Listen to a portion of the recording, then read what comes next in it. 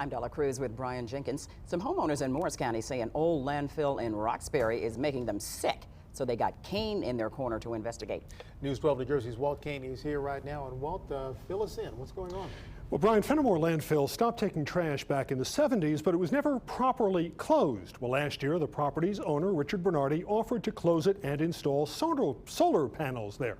The Department of Environmental Protection said yes, but as part of the deal, Bernardi was allowed to add more than 1 million tons of new construction waste. Residents say that's when the health problems began. Couldn't even sit outside, not even for 5 minutes. There's something in the air in Roxbury. We can't enjoy our backyard, our house that we've worked so hard to own. Since November, residents like Shannon Cacavella say fumes from the old Fenimore landfill have been making them sick. It causes headaches and nausea and trouble breathing. Her 9-year-old daughter, Caitlin, has such severe headaches, doctors have told her to wear a surgical mask while she waits for the school bus. I got a mask and I just put it on my face like that. And the Cacavellas aren't the only ones complaining about their health. Migraine headaches, respiratory issues, burning eyes. Roxbury's health department even sent this letter to every doctor in town. It warns them the landfill is releasing hydrogen sulfide, a foul-smelling gas that irritates the eyes, nose, and throat and may cause difficulty breathing. February was an awful month. Just how much hydrogen sulfide are residents breathing in? To find out, the town installed this air quality monitor in the Cacavella's yard. Anything over 8 parts per billion is considered unsafe.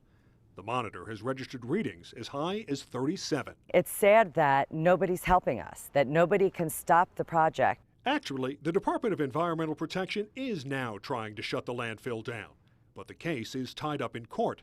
The attorney for the property owner argues older landfills like Fenimore are not covered by DEP rules. Some environmental groups, which first supported the Fenimore project, now say it was a mistake, the result of environmental policy that sometimes does more harm than good. In order to close a landfill today, the DEP lets you reopen it and bring more junk in. Jeff Tittle is with the Sierra Club. It's sort of almost an oxymoron. In order to close it, you got to open it.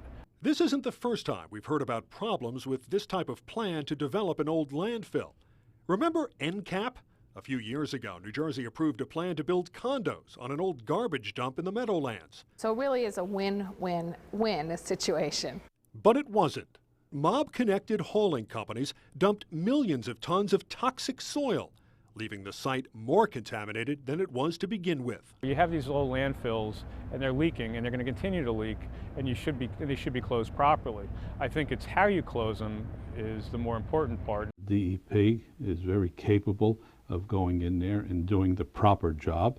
State Senator Anthony Bucco, whose district includes Roxbury, says he's had enough. He's written a bill that would authorize the DEP to take control of the Fenimore landfill and shut it down. The main problem is the health problem that I'm concerned about. Is there something that is going to cause health problems 5, 10, 15 years down the road with some of these people? Just this week, homeowners in Roxbury got what might seem like a victory. A judge ruled the landfill can begin testing an industrial-strength deodorant. But homeowners say that's not good enough, and anyone who thinks it is must not be paying attention. The people are more looking at it's the smell, it's the rotten egg smell, it's the health factor. That's what we're worried about, our children and our lives. And one word about that deodorizer that's being tested. It isn't completely safe either. It's called potassium permanganate, and it can cause respiratory problems as well. Some homeowners worry using that may make things even worse. Do you know something about the Fenimore landfill? To tell me about that or to tell me something else I need to investigate, call me at 732-738-KANE or email KaneInYourCorner@news12.com or find me on Facebook at Kane in Your Corner. And I should point out, this is one of those stories, kind of like an onion, lots of layers there. This is the first report. It will probably not be the last. We'll look